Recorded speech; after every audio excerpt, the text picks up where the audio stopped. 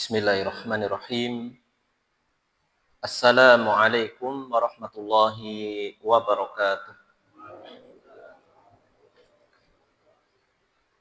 Alhamdulillahi rabbil alamin. Wassalatu wassalamu ala ashrafil anbiya'i wal mursalin. Nabiyyina wa habibina wa syafi'ina Muhammadin sallallahu alaihi wasallam wa ala alihi wa ashabihi ajma'in. Bapak dan Ibu, saudara dan saudari, adik-adik, jamaah kaum muslimin yang berbahagia, ya semoga dirahmati Allah Subhanahu wa taala. Alhamdulillah, kita panjatkan puja dan puji syukur kita kepada Allah Subhanahu wa taala atas segala limpahan nikmat yang telah Allah berikan kepada kita semuanya. Semoga sholawat beriring salam tercurahkan kepada Nabi kita yang mulia, Nabi Muhammad sallallahu alaihi wasallam, demikian juga kepada keluarga beliau, para sahabat dan segenap umatnya yang mengikuti ajarannya hingga akhir zaman. Bapak dan Ibu jamaah kaum muslimin yang berbahagia, rahimani wa rahimakumullah. Tatkala Allah Subhanahu wa taala di ayat-ayat sebelumnya menceritakan tentang Nabi Adam dan bagaimana Allah Subhanahu wa taala memuliakan Nabi Adam. Kemudian Allah menjelaskan tentang sujudnya malaikat kepada Nabi Adam serta bagaimana iblis enggan untuk bersujud karena sombong dan hasad yang disimpannya kepada Nabi Adam. Ini semua diketahui oleh orang-orang Yahudi. Jadi kisah-kisah tersebut sejatinya kisah yang sudah diketahui oleh bangsa Yahudi. Maka sangat relevan sekali setelah itu Allah Subhanahu wa taala beralih ayatnya, konteksnya berkaitan dengan keadaan Bani Israel atau keadaan kaum Yahudi. Karena mereka itu memiliki kitab. Jadi mereka juga disebut dengan ahlu kitab. Ahlul kitab itu adalah orang-orang kaum yang diturunkan Alkitab kepada mereka. Dan kisah-kisah tersebut itu tercantum di dalam kitab-kitab suci mereka. Yaitu ada Taurat, ada Injil, seperti itu ya. Kita akan masuk kepada ayat ke 40, 41, 42 dan 43. Beberapa perjanjian dari Allah Subhanahu wa taala kepada Bani Israel. Sebelum itu kita baca dulu ayatnya. Kita baca dari ayat 38 sampai 43. 38 sampai 43. A'udzu billahi minasy syaithanir rajim.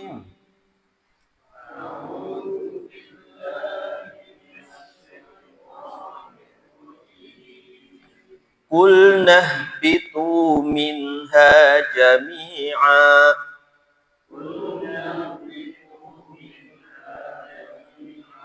fa imma ya'tiyannakum minni hudan faman tabi'a hudayya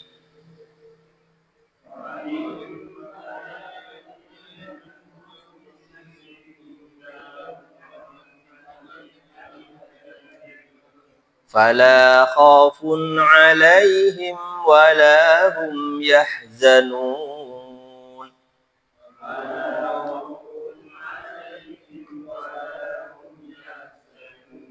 والذين كفروا وكذبوا بآياتنا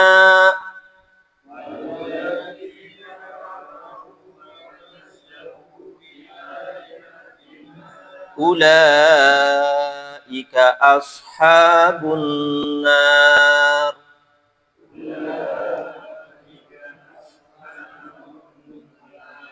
هم فيها خالدون.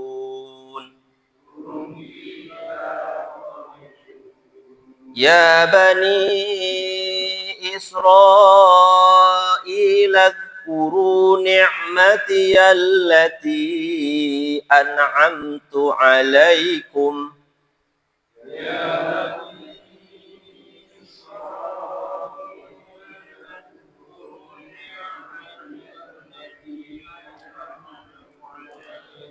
وأوفوا بعهدي أوف بعهدكم وإياي فارهبون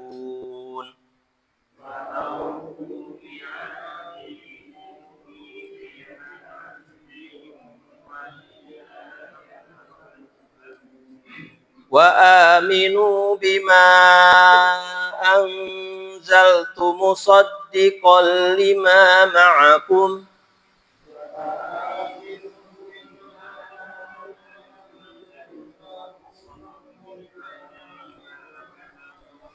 ولا تكونوا أول كافر به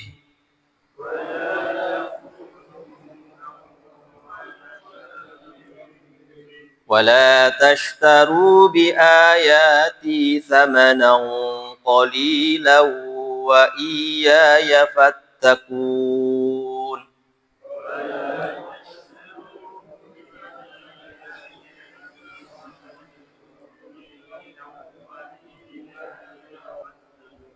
ولا تلبسوا الحق بالباطل وتكتموا الحق وأنتم تعلمون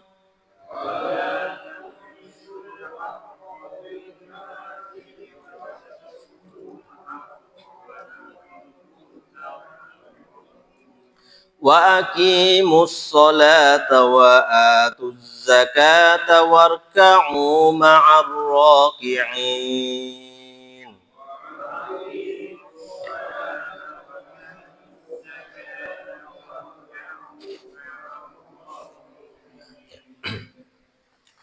Allah Subhanahu wa taala berfirman, apa saja perjanjian-perjanjian atau perintah-perintah Allah, demikian juga larangan Allah Subhanahu wa taala kepada mereka. Yang pertama disebutkan di sini Allah berfirman, ya bani Israil dzkuru ni'mati allati an'amtu 'alaikum wa aufu bi ahdi ufi bi ahdikum wa iyaya farhabun.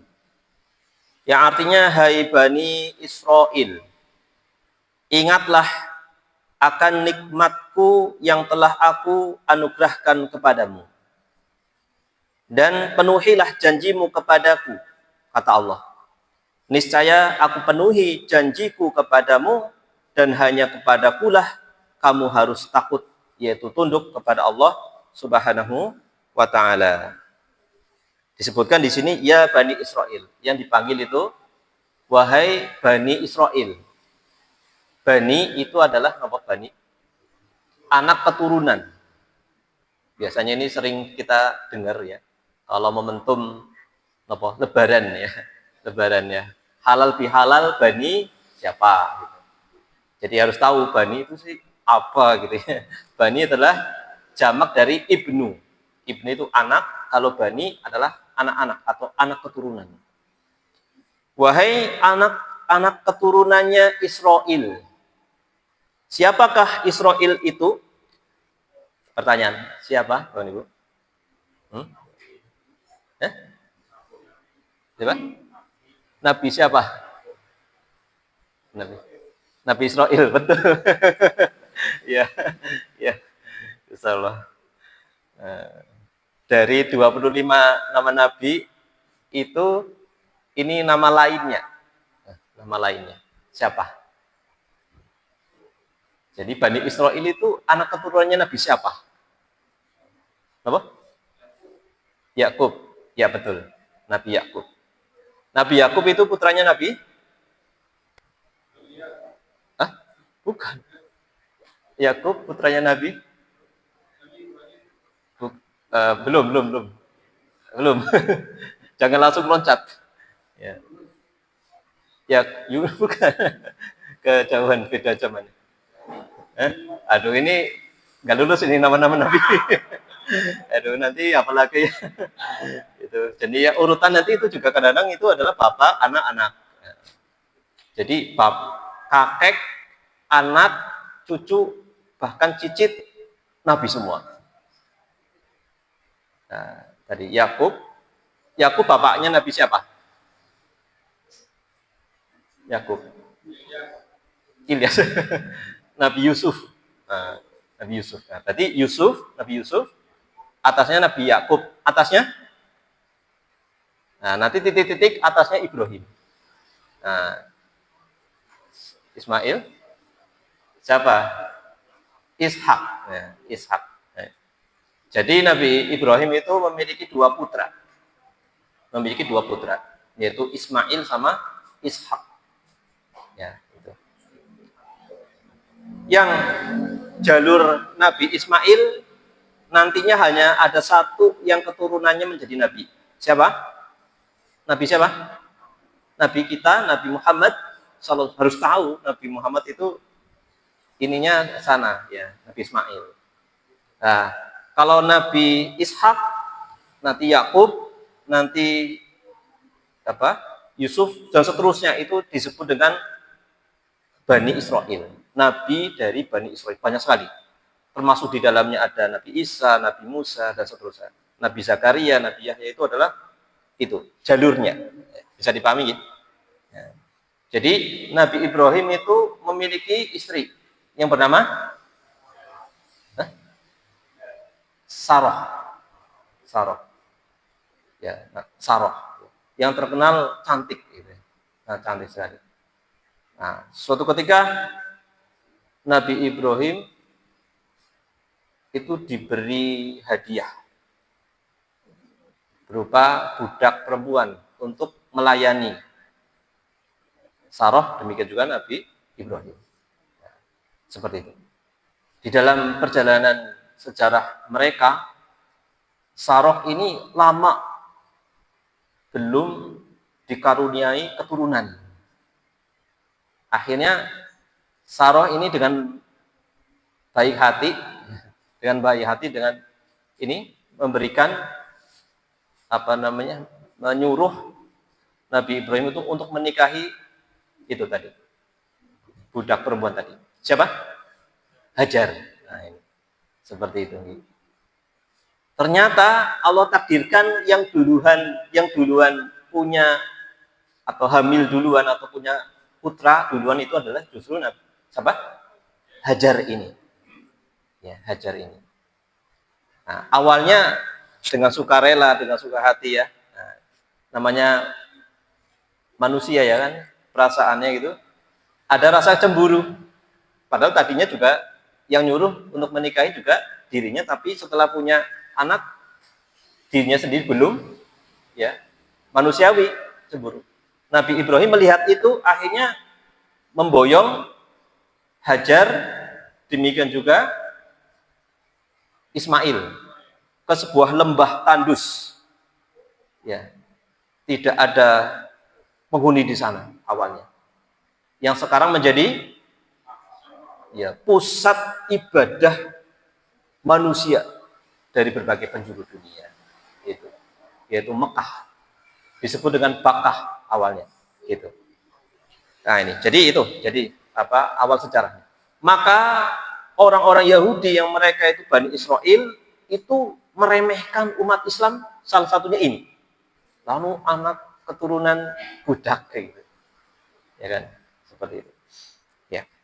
Jadi bisa dipahami ya, itu jalur keturunan, jalur nasab Nabi Ibrahim. Nah, kembali ke sini, Bani Israel yang dimaksud itu siapa? Yaitu tadi anak keturunannya Yakub. Yang jumlahnya itu ada berapa? Jumlahnya. Jumlahnya ada berapa? Ada 12 jumlahnya.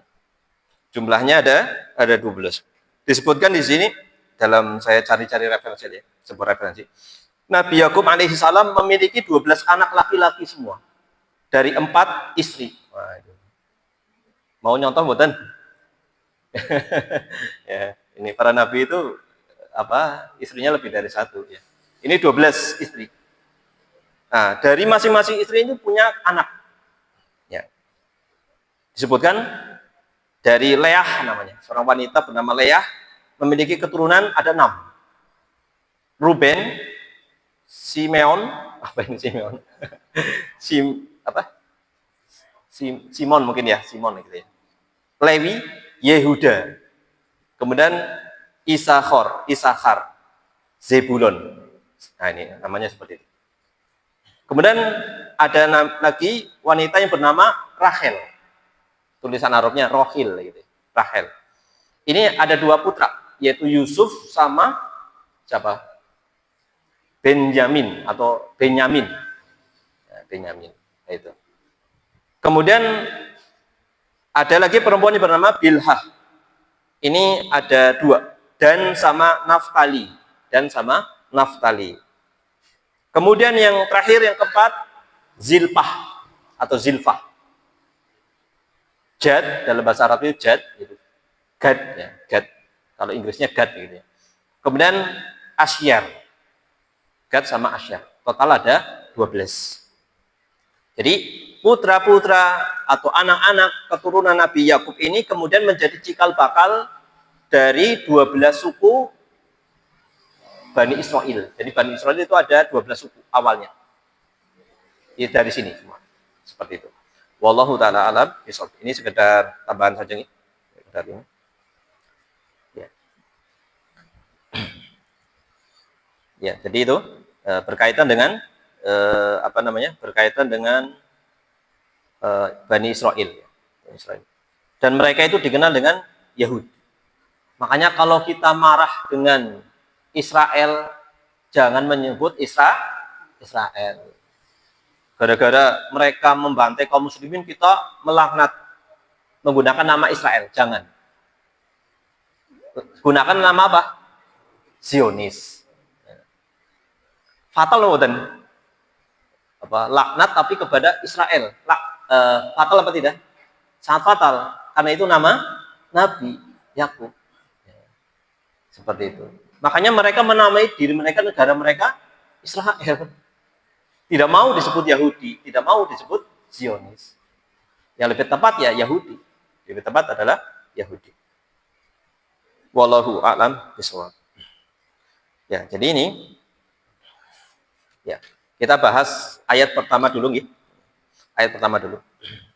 Disebutkan di sini, lamma kana siyaqu fil ayatis sabiqah fi sya'ni Adam wa takrimihi wa sujudil malaikati lahu wa amtina'i iblis likibrihi wa hasadihi wa kana hadha ma'luman lil yahud li'annahum ahlu kitabin nasaba an yukhatiballahu ta'ala bani Israel mudakkiran iyahum bima yajibu alaihim minal iman wal istiqamah.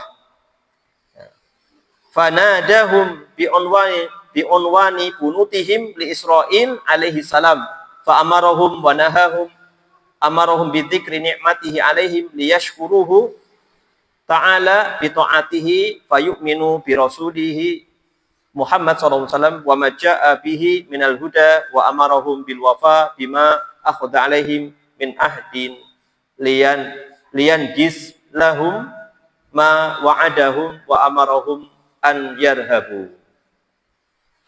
Ya. Wala yarhabu ghairahu min khalqihi. Tatkala Allah Subhanahu wa taala di ayat-ayat sebelumnya menceritakan tentang Nabi Adam alaihi salam dan bagaimana Allah memuliakannya dan sujudnya malaikat kepada Nabi Adam serta bagaimana iblis enggan untuk bersujud karena sombong dan hasad yang disimpannya kepada Nabi Adam, ini semua diketahui oleh orang-orang Yahudi. Karena mereka memiliki kitab, sehingga Allah Ta'ala mengajak bicara Bani Israel untuk mengingatkan mereka akan kewajiban yang harus ditunaikan berupa keimanan dan keistiqomahan. Allah Ta'ala menyeru mereka dengan nama anak-anaknya Israel alaihi salam. Ya. Untuk kemudian memerintah dan melarang mereka. Allah Ta'ala memerintahkan mereka agar mengingat nikmat-nikmat yang sudah didapatkannya, agar mau bersyukur dengan berbuat ketaatan dan beriman kepada Rasulnya, yaitu Muhammad Shallallahu Alaihi Wasallam, beserta apa yang beliau bawa berupa petunjuk dan perintah untuk memenuhi janji yang sudah diambil dari mereka, dan juga perjanjian agar mereka takut kepada Allah saja dan tidak takut kepada selainnya dari kalangan makhluk. Ini penjelasan dari ayat ke-40 ya, ayat ke-40. Pertanyaan kawan ibu, mengapa Allah Subhanahu wa taala memanggil orang-orang Yahudi dengan menyebut nama bapak atau nama kakek moyangnya? Seperti itu. Seperti itu. Dengan nama siapa? Yakub, seperti itu. Oh ya, sebelumnya mengapa Yakub disebut dengan Israel? Mengapa Yakub disebut dengan Israel?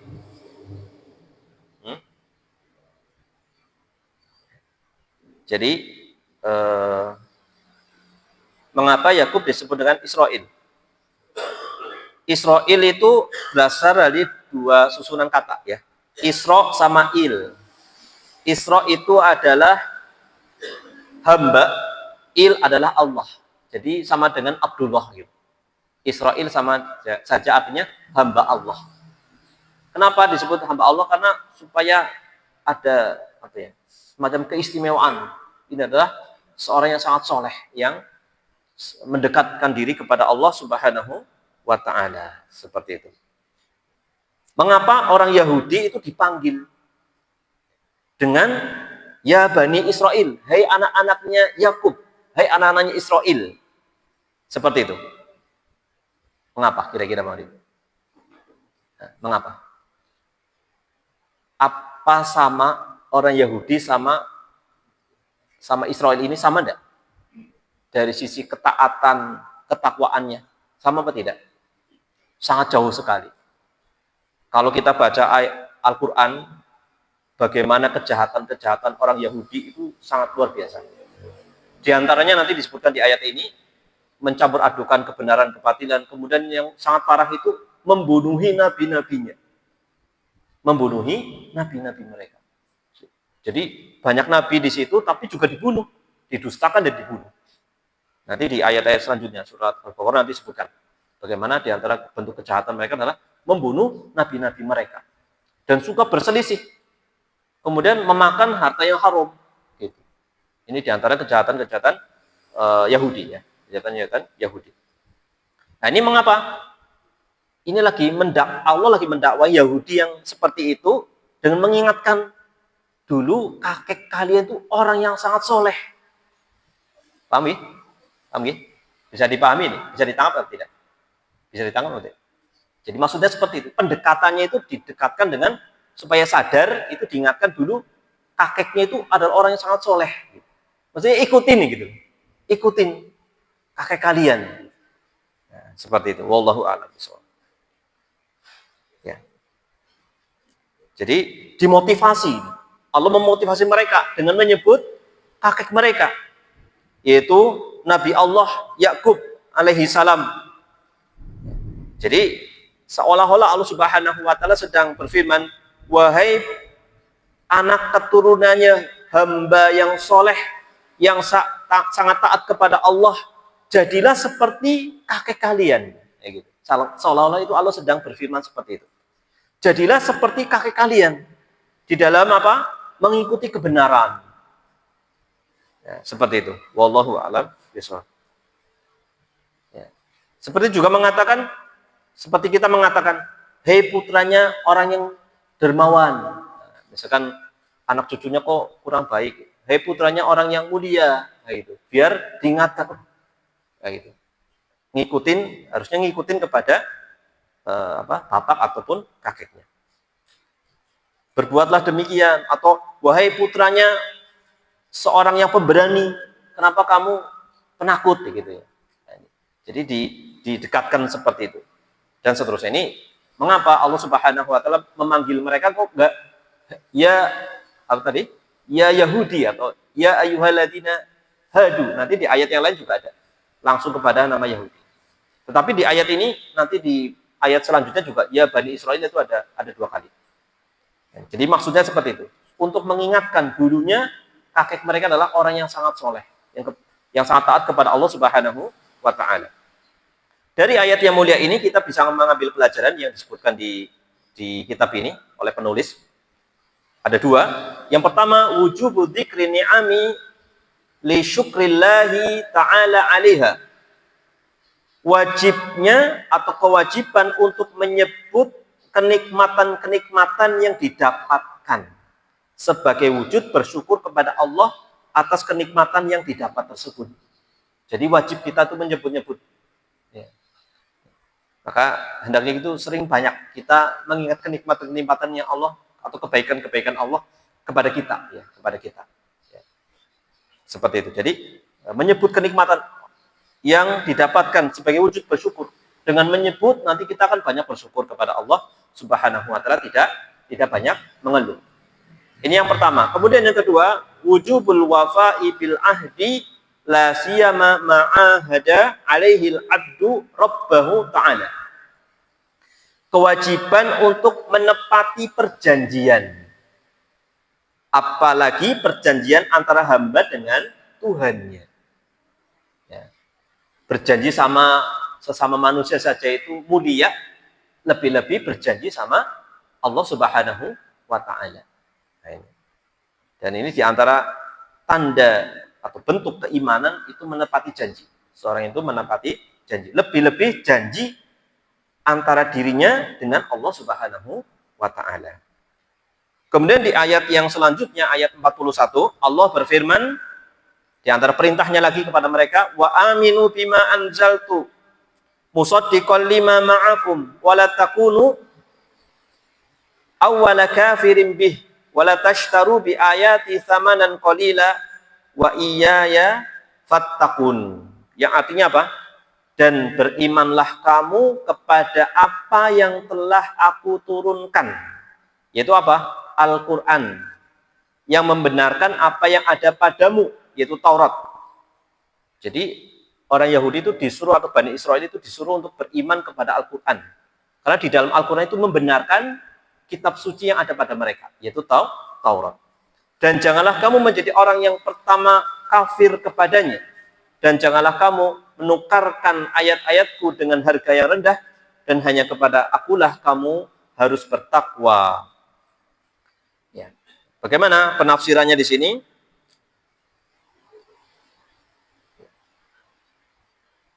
Wa an la yakunu awwala man yakfur bihi wa amarahum an yu'minu bil Qur'anil Karim. Allah Subhanahu wa taala memerintahkan mereka untuk beriman terhadap Al-Qur'anul Karim. Wa an la yakunu awwala man yakfur, dan dilarang jangan menjadi orang yang pertama kali kufur terhadap Al-Qur'an.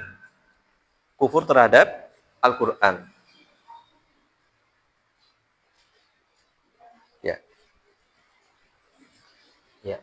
Wa nahahum 'anil i'tirad an bayanil haqqi fi amril iman bi rasulih Muhammad sallallahu alaihi wasallam. Allah Subhanahu wa taala melarang mereka dari membantah atau berpaling dari menjelaskan kebenaran. Dilarang untuk apa? Berpaling dari menjelaskan kebenaran. Mereka sudah tahu kebenaran tapi mereka berpaling, tidak mau menjelaskan kebenaran, menutupinya dan seterusnya, atau mencampur adukan antara yang benar sama yang batil. Dalam perintah untuk beriman kepada Rasulnya yaitu Muhammad Shallallahu Alaihi Wasallam. Mengapa dalam tafsiran itu disebutkan seperti itu atau ayat ini menjelaskan seperti itu? Kenapa, Pak Ibu? Kan ini ada isyarat di dalam kitab Taurat itu ada ayat-ayat yang berisikan apa? Kabar tentang Nabi Muhammad dan perintah untuk beriman kepada Nabi Muhammad. Bisa dilihat surat diantaranya nih, surat As-Saff ya, surat As-Saff ayat ya, surat As-Saff ini ayat ke-6. As-Saff ayat ke-6. Iya, betul kan? Di sini disebutkan juz 28. Wa idz qala Isa ibnu Maryam ya bani Israil inni Rasulullah ilaikum musaddiqan lima baina yadayya minat Taurah wa mubasysyiran bi rasulin. Jadi sesungguhnya aku adalah Rasul utusan Allah kepada kalian, kata Nabi Isa, yang membenarkan apa yang ada pada diriku berupa yang ada pada diriku pada Taurat, demikian juga mengabarkan akan kedatangan seorang rasul yang datang setelahku. Namanya itu Ahmad, ismuhu Ahmad. Ahmad itu siapa? Muhammad sallallahu alaihi wasallam. Jadi di dalam Injil demikian juga Taurat itu sudah disebutkan tentang berita akan adanya Nabi Muhammad sallallahu alaihi wasallam, Nabi akhir zaman. Seperti itu. Jadi mereka dilarang untuk jangan berpaling dari menjelaskan kebenaran mengenai perintah untuk beriman kepada Rasulnya Muhammad Sallallahu Alaihi Wasallam. Samanan qalilan min mata'il hayati dunia. Oh maaf, saya salah menerjemahkan. Anil i'tiyad. I'tiyad itu mengganti, menukar, maaf, bukan berpaling tapi menukar. Mereka dilarang dari menukar, menjelaskan kebenaran terkait iman, perintah untuk iman kepada Nabi Muhammad SAW dengan samanan qalilan, dengan nilai yang sangat remeh. Dari apa? Min mata'id hayati dunia, dari kehidupan dunia. Wa amarahum bitaqwahu fidzalika. Allah perintahkan mereka untuk bertakwa kepada Allah Subhanahu wa taala, takut kepada Allah Subhanahu wa taala. Wa hadarahum inhum katamul haqqo. Allah memperingatkan mereka dan keras, janganlah mereka itu menutupi kebenaran. An yanzil bihim adabahu. An yanzil bihim adabahu. Diperingatkan kalau menutupi kebenaran akan turun azab kepada mereka. Akan turun azab kepada mereka. Seperti itu. Ya, ini ayat ke berapa? 41.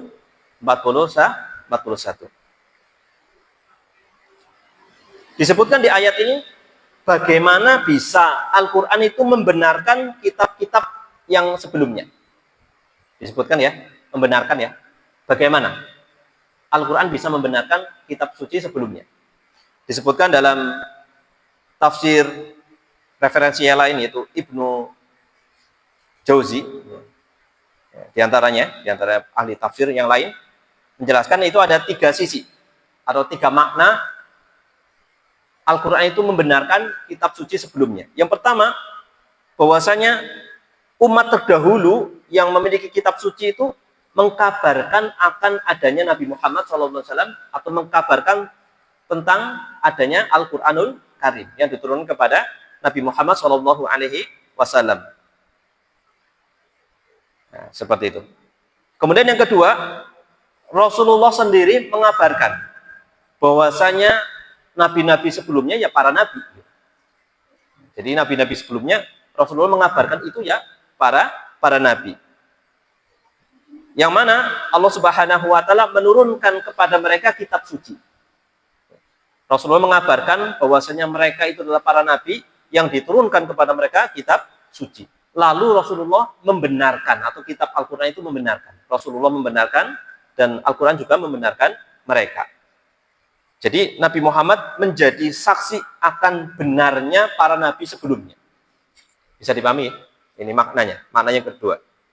Makna yang ketiga, bahwasanya Al-Quran atau Rasulullah itu sepakat dengan mereka. Rasulullah itu sepakat dengan para nabi. Sepakat dengan para nabi. Di mana di dalam kitab suci mereka, kitab suci nabi sebelumnya, itu terdapat ajaran berupa tauhid. Sama ajarannya. Demikian juga disebutkan tentang iman kepada hari akhir dan lain sebagainya. Jadi ada sisi kesamaannya. Yang paling utama adalah berkaitan dengan tauhid atau ketauhidan. Ya. Masya Allah. Ya. Kemudian apa yang bisa kita ambil dari ayat ini? Pelajarannya Bapak Ibu.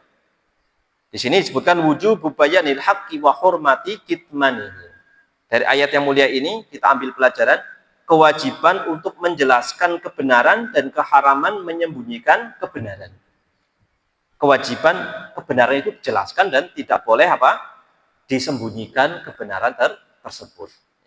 Jadi bisa jadi di dalam kitab Taurat itu disebutkan tentang Rasulullah ditutup-tutupi. Enggak ada ini, enggak ada gitu ya. Dilewati atau mungkin dihapus atau apa. Makanya terjadi tahrif, perubahan atau apa? Sudah tidak asli lagi ya. Kitab Taurat yang ada pada mereka itu sudah tidak asli, sudah dirubah-rubah oleh tangan-tangan mereka sesuai dengan hawa nafsu mereka.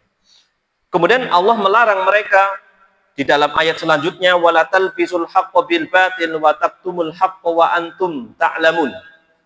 Dan janganlah kamu campur adukan yang hak dengan yang batil, dan janganlah kamu sembunyikan yang hak itu sedang kamu mengetahui. Sedang kamu mengetahui. Wa nahahum an khalatil haqqi bil batil daf'anil haqqi wa bu'dan anhu hatta la yu'minu bi rasulihi Muhammad sallallahu alaihi wasallam wa amarahum bi iqamis salati wa ita'iz zakati wal id'ani lillahi ta'ala bi qabulil Islam wa dukhuli fihi kasairil muslimin. Allah juga melarang mereka agar tidak mencampur adukan antara kebenaran dan kebatilan, untuk membela kebenaran dan menjauhkan kebatilan yang menyebabkan mereka tidak beriman kepada Nabi Muhammad sallallahu alaihi wasallam.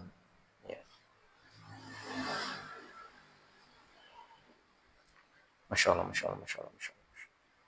Masya Allah.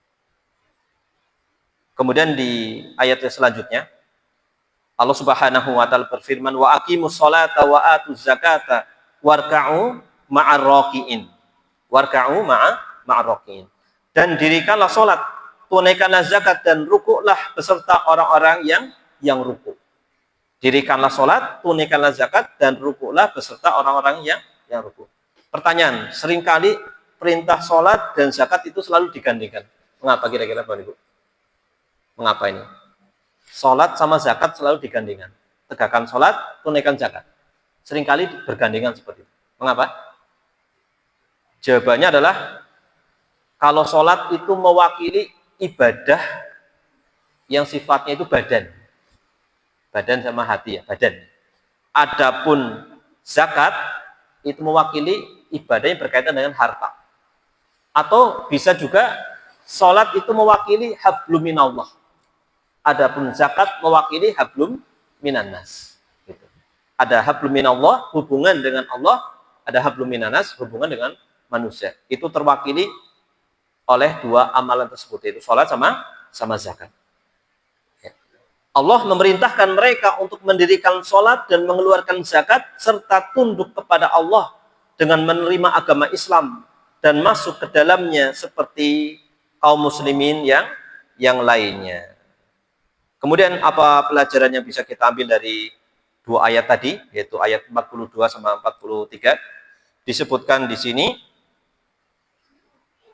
wujubu bayanil haqqi wa hurmatu kitmanihi. Wajibnya menjelaskan kebenaran dan haramnya menutupi kebenaran. Dan yang terakhir, hurmatu khalatil haqqi bil batil tadlilan linnasi wa sarfihim anhu kaqaulil yahudi Muhammad sallallahu alaihi wasallam nabiyyun walakin lil arabi khassah hatta la yu'minu bihi yahud. Nah, pelajaran yang berikutnya adalah keharaman mencampur adukan antara kebenaran dan kebatilan untuk menyesatkan manusia dan memalingkan mereka dari kebenaran. Seperti ucapan orang Yahudi, Muhammad itu adalah seorang nabi, akan tetapi itu khusus untuk orang Arab saja. Sehingga orang Yahudi tidak beriman kepadanya. Kan Yahudi bukan dari Arab, jadi tidak perlu beriman. Kira-kira jawabannya gimana kalau seperti itu? Ini pun apa ya namanya, propaganda ini kadang-kadang nggak nyadar di orang Indonesia itu kayak gitu. Oh kayak gitu tuh tradisi Arab gitu. Nah, itu repot gitu. Nah, ini sudah dijelaskan oleh Allah Subhanahu wa taala di dalam surat Al-Jumu'ah ya. Surat Al-Jumu'ah nanti bisa dilihat surat Al-Jumu'ah sebagai penutup pembahasan kita kali ini. Saya bacakan sebagai penguat saja nih, sebagai penguat. Di dalam surat Al-Jumu'ah disebutkan ayat 2 dan ayat ke-3. Ayat 2 dan ayat ke-3. Allah berfirman, "Huwallazi ba'atsa fil ummiyina rasulan minhum yatlu 'alaihim ayatihi." Dialah Allah yang mengutus pada kaum Arab yang umi. Yang umi apa? Tidak bisa, ya buta huruf, tidak bisa membaca, tidak bisa menulis. Rasulan, seorang rasul dari kalangan mereka sendiri. Rasul itu juga umi. Membacakan kepada mereka ayat-ayatnya, menyucikan jiwa mereka, mengajari mereka Alkitab dan hikmah, yaitu sunnah Rasulullah SAW. Padahal mereka sebelum itu berada dalam kesesatan yang sangat nyata. Kalau ini memang betul, ayat ini konteksnya berkaitan dengan Allah mengutus nabinya kepada bangsa Arab yang umi. Tapi ingat, ada ayat selanjutnya, wa akharina minhum lamma yalhaqu bihim wa huwal azizul hakim. Di ayat yang kedua ini, ya. Jadi, dan kaum yang lain dari mereka yang belum bertemu dengan mereka, yang belum bertemu dengan umat yang langsung dihadapi oleh Rasulullah, para sahabat, yaitu bisa tabi'in atau umat yang berada di luar Arab. Ya. Dan Allah Maha Perkasa, Maha Bijaksana. Ini merupakan karunia dari Allah yang Allah berikan kepada siapa saja yang dikehendaki. Dari surat Al-Jumu'ah ini dalil bahwasanya Rasulullah itu diutus kepada bangsa Arab, demikian juga kepada secara khusus juga secara umum kepada umat seluruh dunia, ya. Kepada semua manusia secara umum. Jadi bukan kepada bangsa Arab saja. Nah, seperti itu. Masya Allah. Ya, pas sekali ya. Nah, ini Masya Allah. Masya Allah. Ya, ini yang bisa disampaikan, wallahu a'lam bishawab. Insyaallah mudah-mudahan bermanfaat. Apa yang disampaikan, ada kekurangan dan kesalahan, saya mohon maaf sebesar-besarnya. Saya sampaikan ya, saya kemarin pas pertemuan sebelumnya, saya pas pulang itu mikir, tadi saya salah baca. Sebelum itu salah baca, ada sebuah kata yang salah saya membacanya. Tapi mudah-mudahan diampuni oleh Allah SWT. Tapi maknanya sama, maknanya benar deh. Kadang-kadang kita fokus ke makna, tapi pembacaannya itu kadang ada kekeliruan. Kemarin ada kata taskunaniha harusnya, tapi saya baca taskununaniha. Nah, ini sebagai ralat saja ya. Kemarin saya baca taskununaniha, tapi yang betul taskunaniha. Ya, itu wajar ya, karena kadang-kadang fokus kepada ini ternyata itu terlewatnya. Wallahu a'lam bishawab. Ya. Terima kasih atas perhatian dan mohon maaf atas segala kekeliruan. Wassallallahu ala Muhammadin wa ala alihi wa sahbihi wa baraka wa salam. Akhirul kalam. Alhamdulillahi rabbil alamin. Wassalamualaikum warahmatullahi wabarakatuh.